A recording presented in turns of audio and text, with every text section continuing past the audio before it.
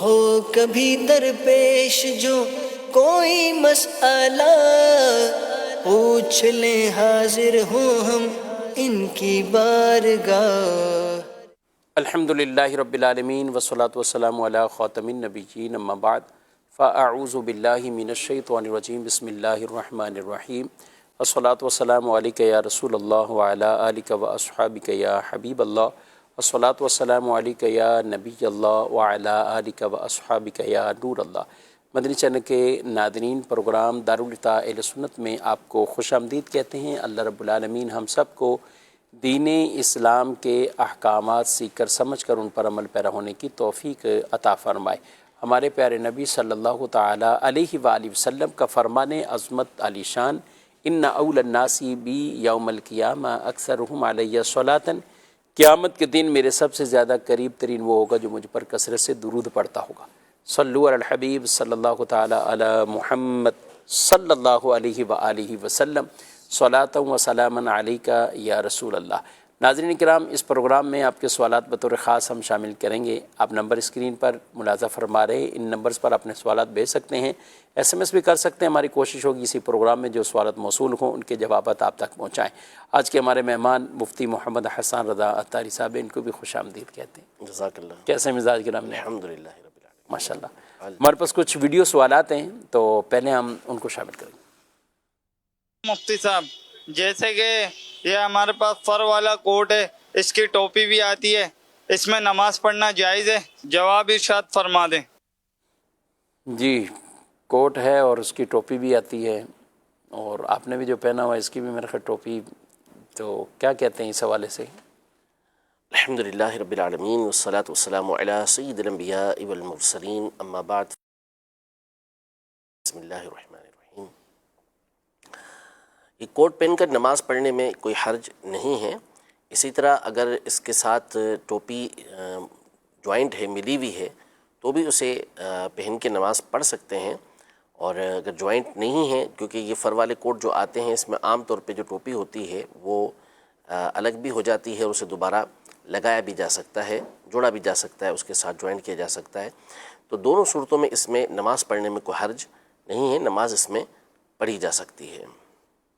ٹھیک ہے، جس میں کھول کر بھی ہو یا کسی طرح؟ اگر چین یا بٹن آپ کے کوٹ کے، جیکٹ کے، یا جو ہے وہ نہیں لگی ہوئی، بٹن نہیں لگے ہوئے، چین نہیں لگی ہوئی، بٹن نہیں لگے ہوئے، تو اس صورت میں اس میں کوئی حرج نہیں ہے، کیونکہ نیچے عام طور پہ کپڑا لباس دوسرا ہوتا ہے۔ اب اس کے اوپر آپ کوٹ پہن رہے ہیں، اس کے بٹن نہیں لگائے، یا جیکٹ پہن رہے ہیں اس کی زپ ہے وہ نہیں لگائی آپ نے، تو اس میں کوئی حرج نہیں ہے، نماز آپ کی ہو جائے گی۔ ٹھیک ہے، مزید سوال۔ دارالفتاح اہل سنت میں مفتی شفیق صاحب، آپ سے میرا یہ سوال ہے، اگر نماز میں غلطی سے عمل کثیر اور عمل قلیل کی غلطی ہو جائے تو اس صورت میں نماز کا کیا حکم ہوگا؟ ہمیں نماز دوبارہ سے پڑھنی ہوگی یا وہی نماز کو کنٹینیو رکھ کر اینڈ میں سجدہ سہو کیا جا سکتا ہے؟ اس بارے میں رہنمائی فرمائیں، اور یہ بھی بتا دیں عمل کثیر اور عمل قلیل کیا ہوتا ہے، عام عوام کے لیے آسانی سے سمجھ آ جائے۔ جی، عمل قلیل اور عمل کثیر دونوں ہو جائے، نماز کو چلا آگے اسی طرح جاری رکھ سکتے ہیں یا فوراً ٹوٹ گئی ہے، کیا ہے؟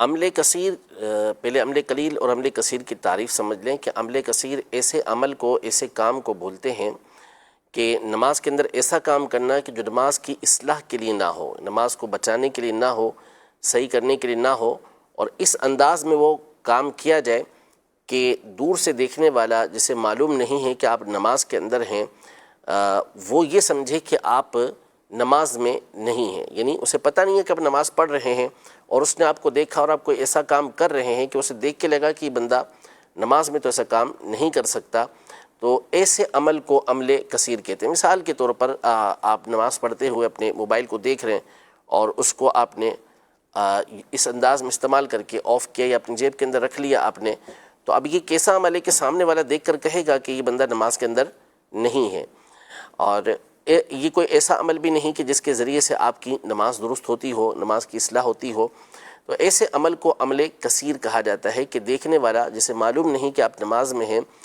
آپ کے اس عمل کی وجہ سے یہ سمجھے کہ آپ نماز میں نہیں ہیں، تو اس کو عمل کثیر کہا جاتا ہے۔ اور اگر عمل ایسا ہو کہ دیکھنے والا ایسا نہ سمجھے تو پھر اس کو عمل قلیل کہا جاتا ہے۔ عمل قلیل کی کیا مثال ہو سکتی؟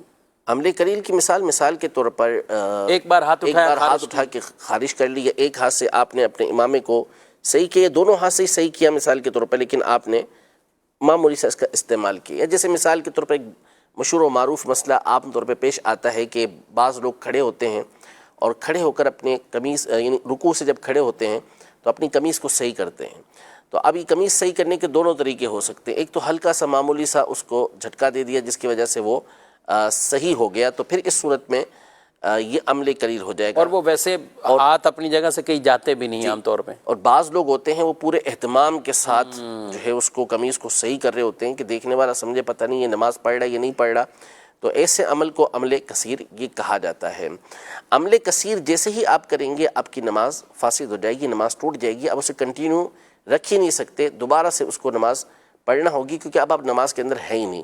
اور عمل قلیل کے ذریعے نماز فاسد نہیں ہوتی، آپ اپنی نماز کے اندر ہی رہیں گے. ٹھیک ہے. اور عمل قلیل میں تو توڑنے کی اجازت ہی نہیں نہ سجدہ صاحب ہے. جی کچھ بھی نہیں، سجدہ صاحب تو ان میں ہے ہی نہیں نا. کسی میں عمل قلیل اور عمل کثیر کا سجدہ صاحب سے تعلق نہیں ہے. ٹھیک ہے جی. مزید سوال. صدقہ کرنا کا زیادہ ثواب ہے اگر پکا کے دیا جائے وہی صدقہ دیگ کے ذریعے اس کا زیادہ ثواب ہے؟ صدقہ یا دیگ پکا کر دی جائے کیا ہے؟ جس کی ضرورت ہو، جس کی حاجت ہو وہ چیز دینا اولا ہے، بہتر ہے. اب کسی مقام پر آپ مثال کے طور پہ کوئی گھر والے ہیں، اہل خانہ ہیں جن کو آپ کچا راشن دے دیتے ہیں تو ان کو کئی دنوں تک استعمال میں آ سکتا ہے، تو اس مقام پر وہ کچا راشن بہتر رہے گا کہ اسے آپ دے دیں. اور مثال کے طور پہ ایسے افراد آپ کے سامنے موجود ہیں کہ جن کو پکانے کی فرصت ہی نہیں ہوگی اور نہ ہی ان کے پاس ایسے ذرائع ہیں کہ جس کے ذریعے وہ اس کو پکا سکیں، تو ان کو پکا کر کھانا کھلانا یہ بہتر رہے گا. بعض مقامات پر کوئی چیز بہتر ہوتی ہے، بعض مقامات پر کوئی چیز بہتر ہوتی ہے. تو جیسا آپ کے ساتھ معاملہ پیش آ رہا ہے اس کے مطابق آپ دیکھ لیں کہ پکا کر کھلانا وہاں پر زیادہ بہتر رہے گا. کئی لوگ ایسے استعمال کر لیں گے کہ جو اسے پکا نہیں سکتے، تو پکا کر دیں یہ اچھا ہے.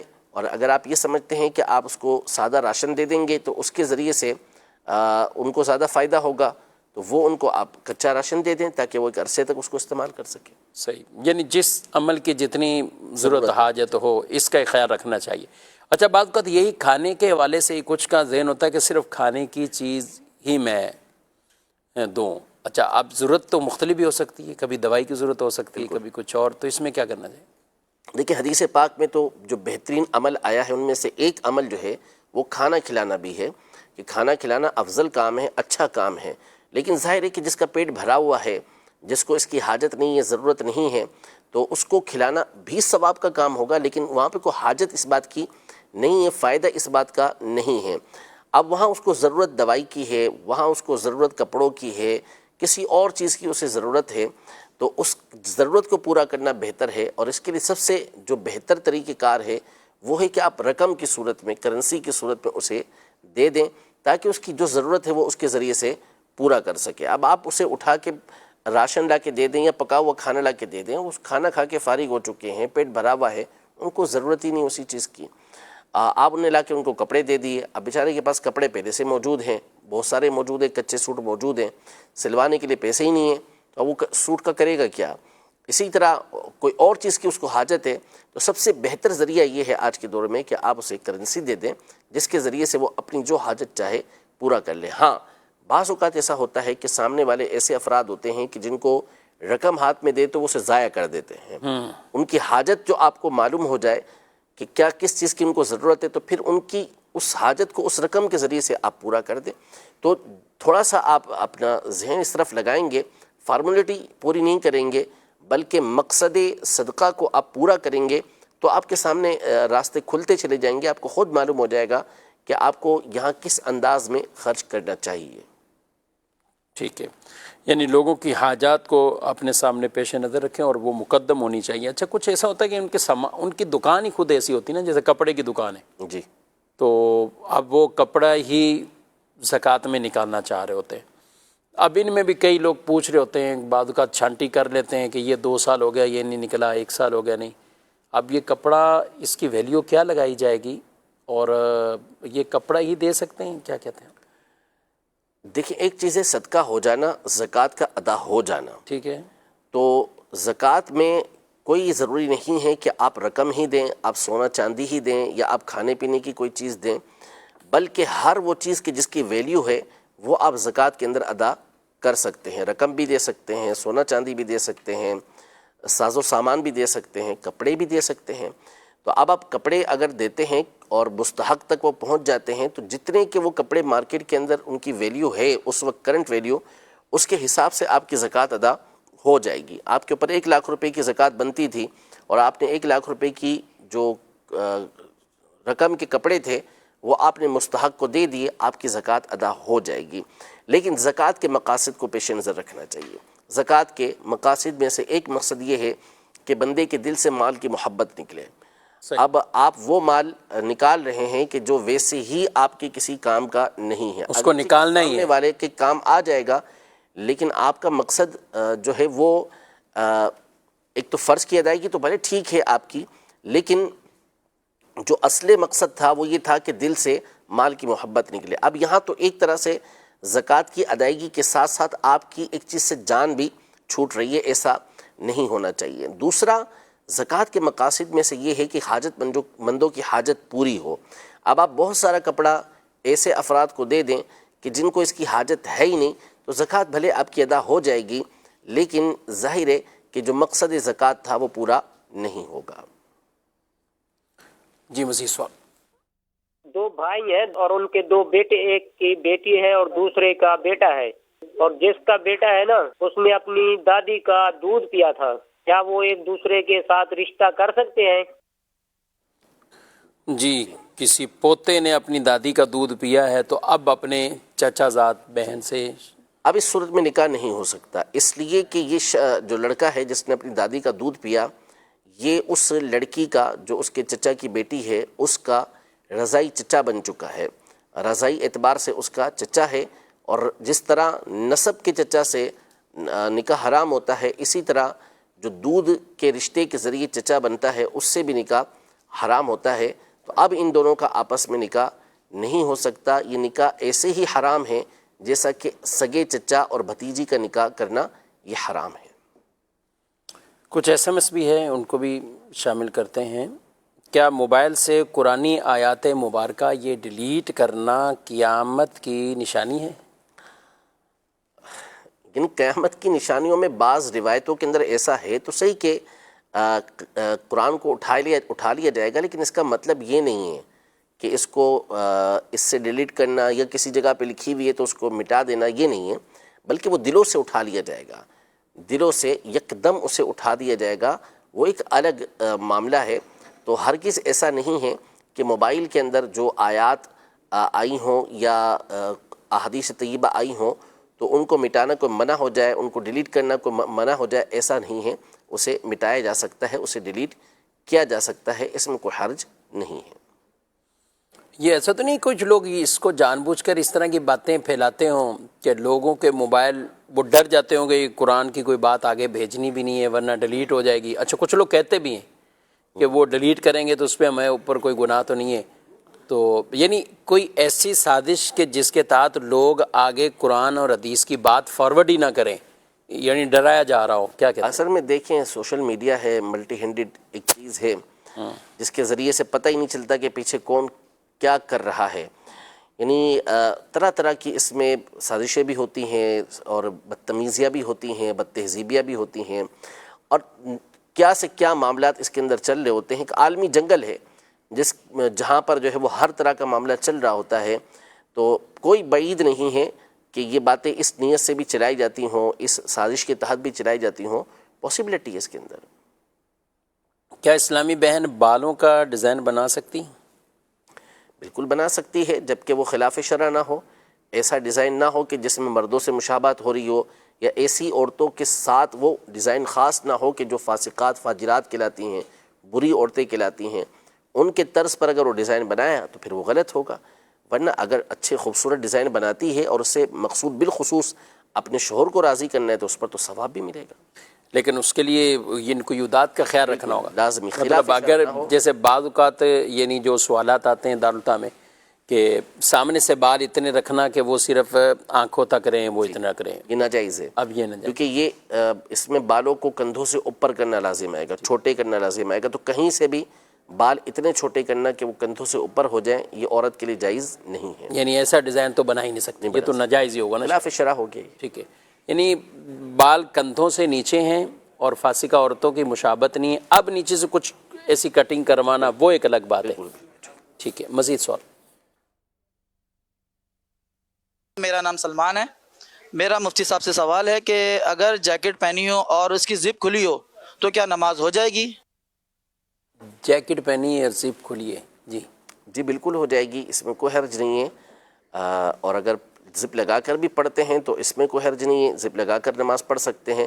لیکن چونکہ اندر لباس ہوتا ہے پہلے سے، قمیض وغیرہ پہنی ہوئی ہوتی ہے، تو اب اگر جیکٹ کے بٹن یا اس کی زپ کھلی ہوئی ہے تو اس میں کوئی حرج نہیں ہے. ٹھیک ہے. لیکن جیسے آپ بیٹھے ہوئے ہیں تو آپ اسی طرح نماز پڑھیں، کوئی حرج نہیں ہے، کوئی حرج نہیں، یعنی جرسی آپ. اور میں جیسے واسکٹ پہنا ہوا ہوں تو بھی کوئی حرج نہیں ہے، بٹن کھلے ہوئے ہیں. کھلے ہوئے ہیں. اچھا، کچھ ایسے یاد دہانی کرواتے ہیں ایک بند کر لیں، کم از کم ایک بند کر لیں، ایسا تو وہ سارے مسائل اس میں کہ نیچے سے قمیض نہ ہو یا کچھ اور چیز نہ پہنی ہوئی، وہ اس کے مسائل. اور پھر وہ سینہ نظر آتا ہے تو پھر وہ خلاف معتاد ہونے کی وجہ سے اور دیگر چیزوں کی وجہ سے جو ہے وہ ممنوع ہو جاتا ہے. بس صرف نئے دور کی نئی چیزیں ہیں، یعنی ہمیں تو پہلے جیکٹ کی جو زپ ہے وہ بند کر کے ہی عام طور پہ نماز پڑھنے کا اور سر چلنے پھرنے کا سلسلہ تھا. اب یہ کہ بیٹھے ہیں تو بھائی حکم یہ ہے کہ وہ زپ کھول دیں یا بٹن کھول دیں، بیٹھے ہوئے جو ہے وہ بٹن نہ لگائیں. اچھا، بیٹھے میں کچھ اور اداب ہیں، یہ طریقہ کار یہ چینل والے بتاتے ہیں کہ اس طرح کر لیں، اس طرح کر لیں. اچھا، ورنہ بہرحال بٹن لگائیں اور زپ لگا کے نماز پڑھیں.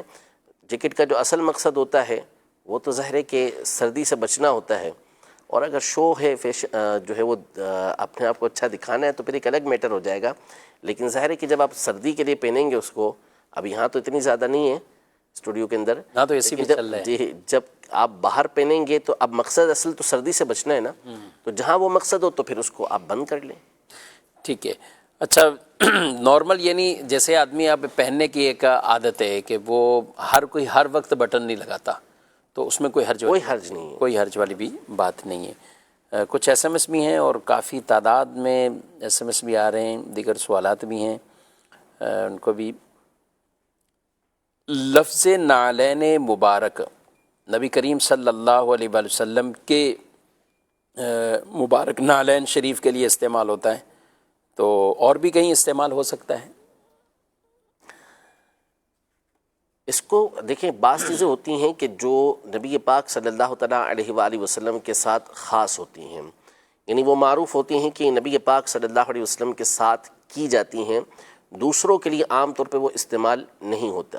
جیسے مثال کے طور پر صلاۃ السلام میں کھڑا ہونا، ٹھیک ہے، یہ نبی پاک صلی اللہ تعالیٰ علیہ وآلہ وسلم کے ذکر اقدس کے ساتھ خاص ہے کہ جب صلاۃ السلام ہوتا ہے تو اس وقت ہم کھڑے ہوتے ہیں. اب کسی اور بزرگ کا نام آیا یا ان کا ذکر خیر ہوا تو کھڑا ہونا جائز ہے، کوئی حرج نہیں ہے اس کے اندر. لیکن چونکہ یہ نبی پاک صلی اللہ علیہ وسلم کے ذکر خاص کے ساتھ معروف ہے، اس کے ساتھ خاص ہے، تو اس لیے ہونا یہی چاہیے کہ اس کو اسی کے ساتھ خاص رکھیں.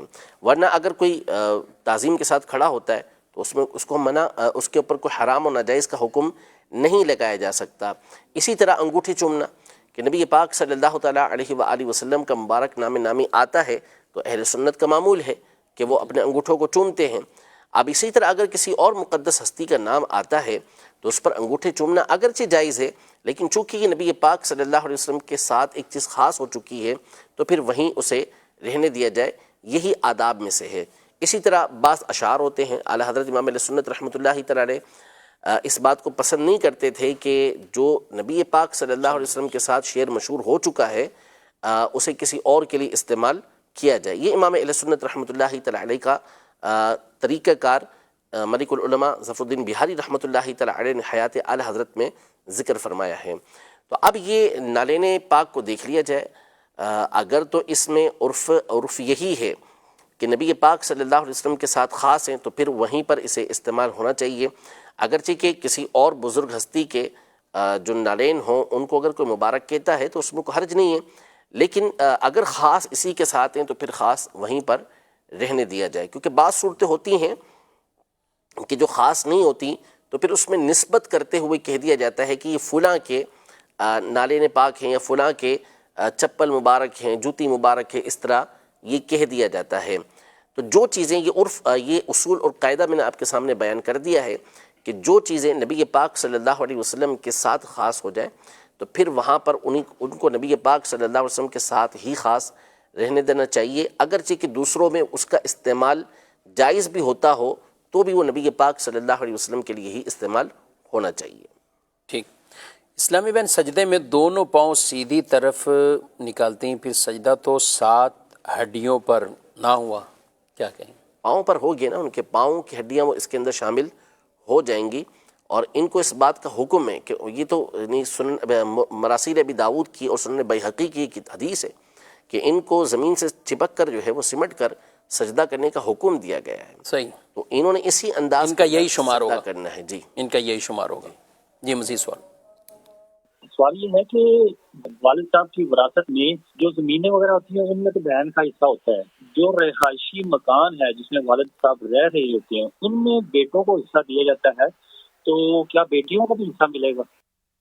یہ تقسیم کہاں سے کر لی کہ جو زمینیں الگ تھلگ ہیں تو مکان جس میں رہتے تھے، کیا کہتے ہیں ہم؟ سوئی سے لے کر جہاز تک جو کچھ بھی ہے وہ سب وراثت کے اندر شمار ہوگا اور سب کے سب اس کے اندر شامل ہوں گے، یعنی باپ نے کچھ بھی چھوڑا ہوا ہو تو ایسا نہیں ہے کہ اس میں فلاں کا ہو گیا اور فلاں کا نہیں ہوا، جو بھی اس کے وارث بنتے ہیں سب چیزوں میں وہ حقدار ہیں۔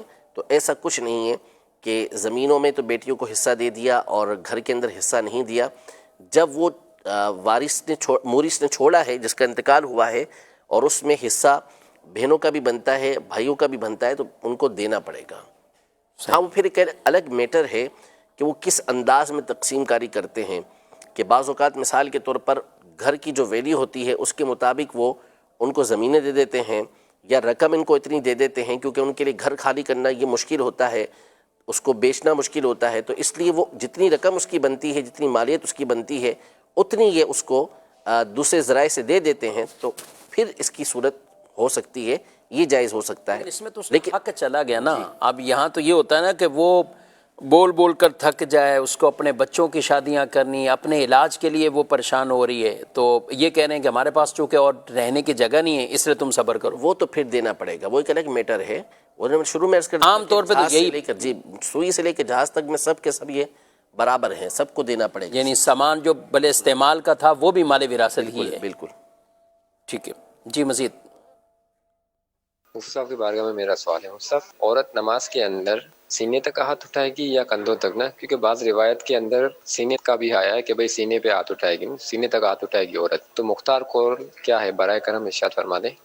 جی تکبیر تحریمہ یا دیگر اس میں کیا کریں گے؟ دعائے قنوت وغیرہ؟ تو کندھوں تک ہی ہاتھ اٹھتے ہیں ان کے، اور یہ انگلیاں جو ہوتی ہیں کندھوں کے، وہ کندھوں کے سیدھ میں ہوتی ہیں، اور جو مردوں کے ہاتھ ہوتے ہیں ان کے جو نچلا حصہ ہوتا ہے ہتھیلی کا وہ سینے کے پاس ہوتا ہے۔ تو اس طرح یہ دونوں چیزوں کے اوپر عمل ہو رہا ہوتا ہے ان کا، عورتوں کا۔ ٹھیک۔ یہی مسئلہ جو حدیث مبارکہ ہے مصنف ابن ابی شیبہ کی 3959، جس میں سیدنا وائل بن حجر رضی اللہ تعالیٰ عنہ کی حدیث پاک صحیح سند کے ساتھ امام ابن ابی شیبہ رحمۃ اللہ تعالیٰ نے روایت کی ہے، جو امام بخاری رحمۃ اللہ تعالیٰ کے استاذ ہیں، وہ فرماتے ہیں کہ وائل بن حجر رضی اللہ تعالیٰ عنہ کہ میں نے نبی پاک صلی اللہ تعالیٰ علیہ وآلہ وسلم کو دیکھا کہ آپ نے نماز میں الٹے ہاتھ کو، سیدھے ہاتھ کو الٹے ہاتھ پہ رکھا ہوا ہے اور اسے آپ نے ناف کے نیچے یہ باندھا ہوا ہے۔ ایک تو یہ حدیث پاک ہو گئی، چلیے یہ موضوع تھوڑا سا دوسرا ہو جائے گا، لیکن صحیح مسلم شریف کے اندر یہ حدیث پاک موجود ہے، اور دیگر روایتوں کے اندر بھی یہ حدیث پاک موجود ہے کہ نبی پاک صلی اللہ تعالیٰ علیہ وآلہ وسلم اپنے کانوں تک ہاتھوں کو اٹھایا کرتے تھے، اور دوسری روایت کے اندر یہ موجود ہے کہ کندھوں تک بھی ہاتھ اٹھاتے تھے۔ اب اس میں امام ابن حمام رحمۃ اللہ تعالیٰ علیہ جو مشہور و معروف حنفی محقق گزرے ہیں، اور اسی طرح امام کاسانی رحمۃ اللہ تعالیٰ علیہ صاحب بدائع الصنائع، انہوں نے اس کی تطبیق یہی ذکر کی ہے، یعنی انہوں نے بیان فرمایا کہ دونوں حدیثوں کا معنی ٹھیک ہے۔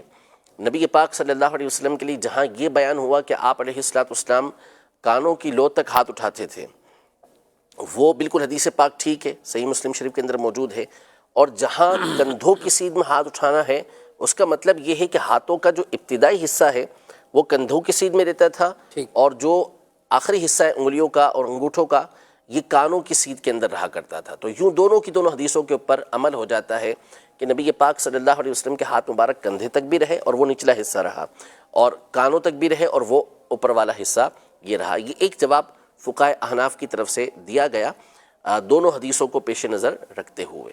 تو اسی طرح یہ خواتین کا بھی یہی معاملہ. جی.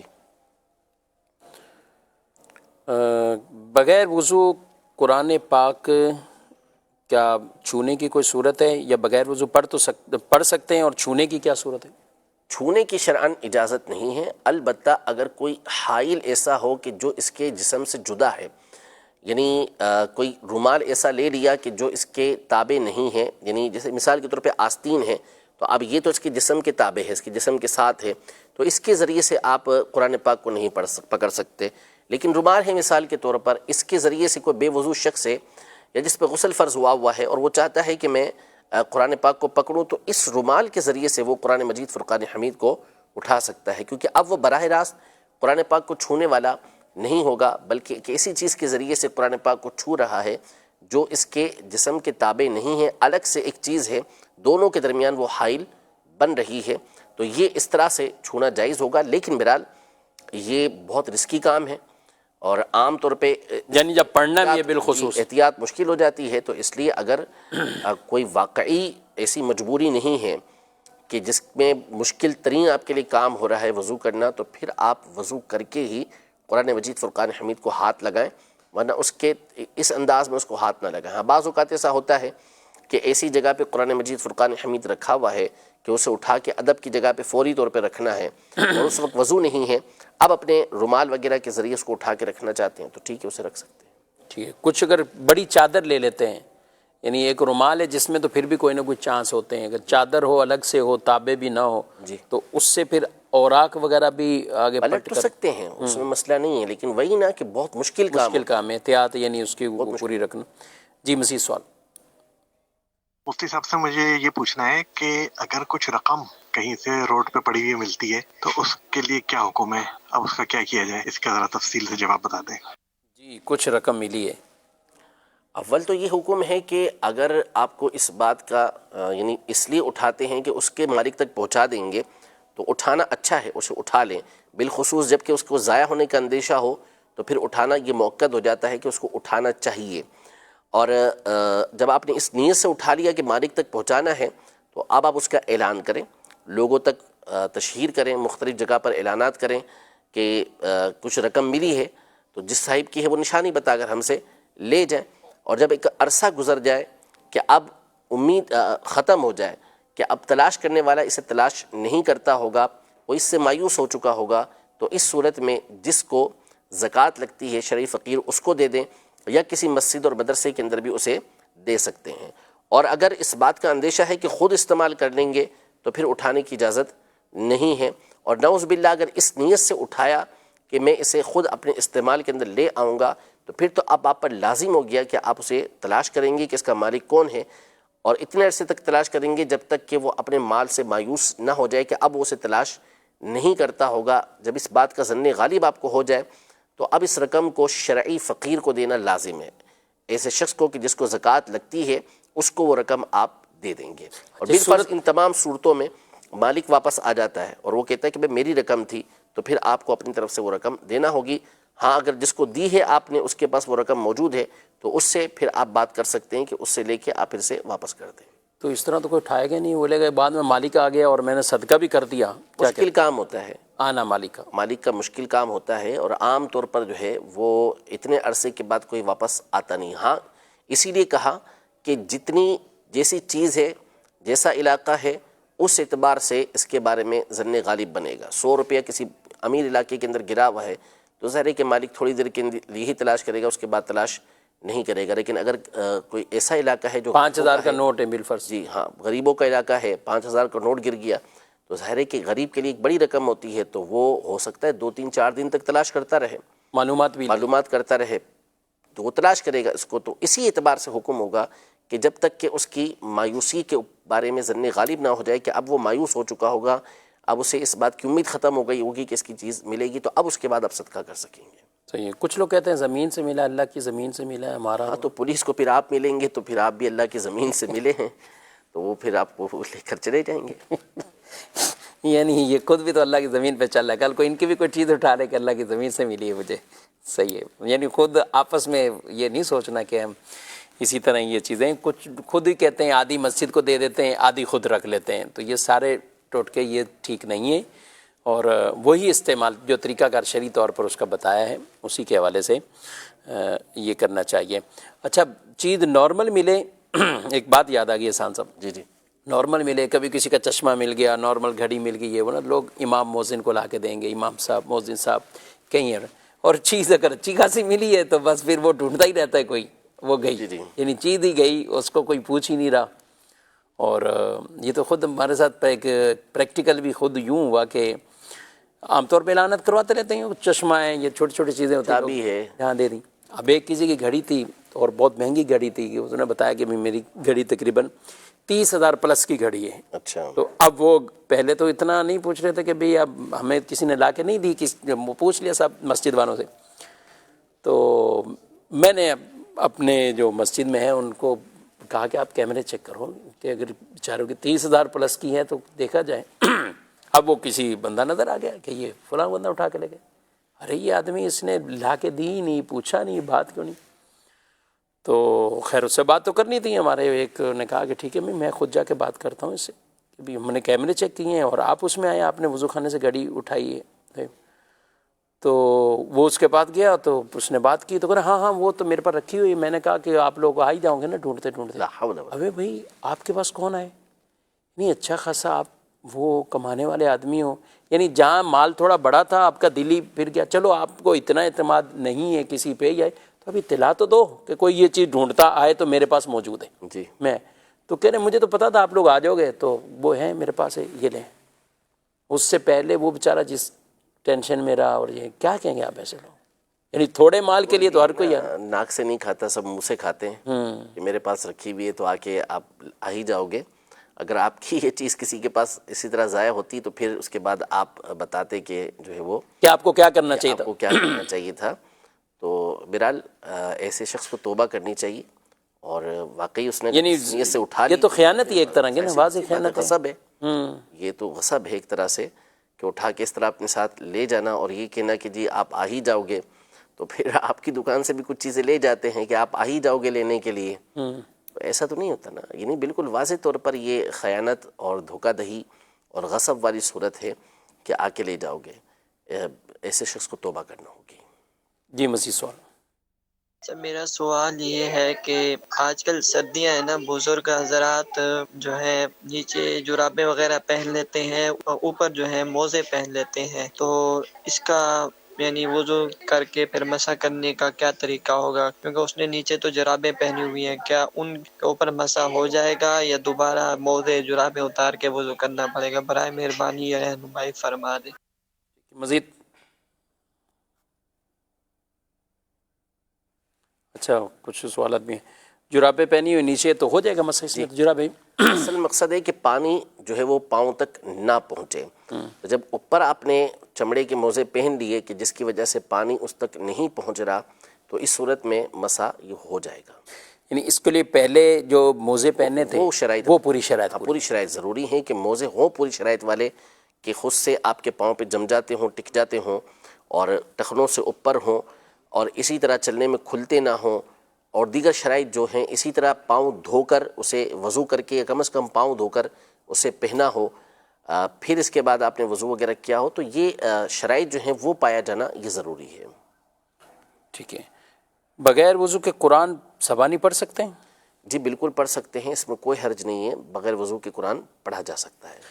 ٹھیک ہے. مزید بھی کچھ اس طرح کے قرآن مجید فرقان حمید کے حوالے سے کہ بغیر وضو دیکھ کر پڑھ سکتے ہیں، ہاتھ نہیں لگا رہے ہیں؟ بالکل دیکھ کے پڑھ سکتے ہیں، اس میں کوئی حرج نہیں ہے. دیکھنے کا اس میں ثواب بھی ملے گا. مثلاً کوئی سامنے بیٹھا ہے وہ کھول دیتا ہے، یہ کسی عذر کی وجہ سے نہیں، یا کہیں بھی لکھا ہوا ہے، کچھ لکھا ہوا ہے اس طرح بھی ملے گا انشاءاللہ اس کو. ٹھیک ہے. ناظرین اکرام، آپ نے پروگرام ملاحظہ کیا، آپ کے کئی سوالات ایسے بھی ہوتے ہیں ظاہر ہے جن کو ہم پروگرام کا حصہ تو نہیں بنا پائے یا شامل نہیں ہوئے، وقت ختم ہو چکا ہے. دارالحکومت اہل سنت کے نمبرز اپنے پاس رکھیں اور ان نمبرز پر آپ ضرور رابطہ کیا کریں. جو بھی آپ کے درپیش سوالات ہیں تو انشاءاللہ آپ کی بر وقت رہنمائی بھی کر دی جائے گی۔ اللہ پاک ہم سب کو دین اسلام کے احکامات درست سیکھ کر سمجھ کر ان پر عمل پیرا ہونے کی توفیق عطا فرمائے، آمین بجاہ النبی الامین صلی اللہ علیہ وسلم۔ ہادی و رہنما ہمارے علماء، ہو کبھی درپیش جو کوئی مسئلہ، پوچھ لیں حاضر ہوں ہم ان کی بارگاہ۔ علم حاصل کرنا انسان کے لیے بے حد مفید ہے۔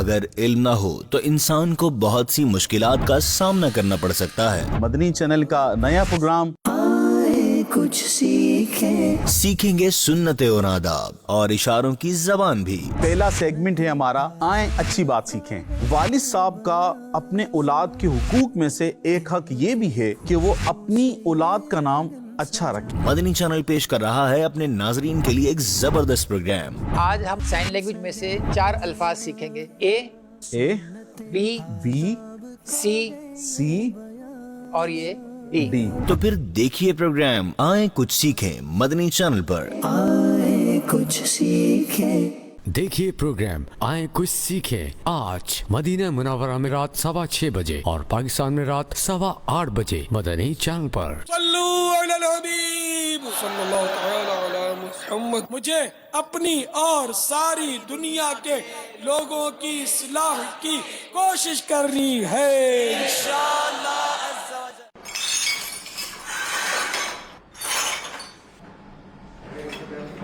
رکیں، ایسا نہ کریں۔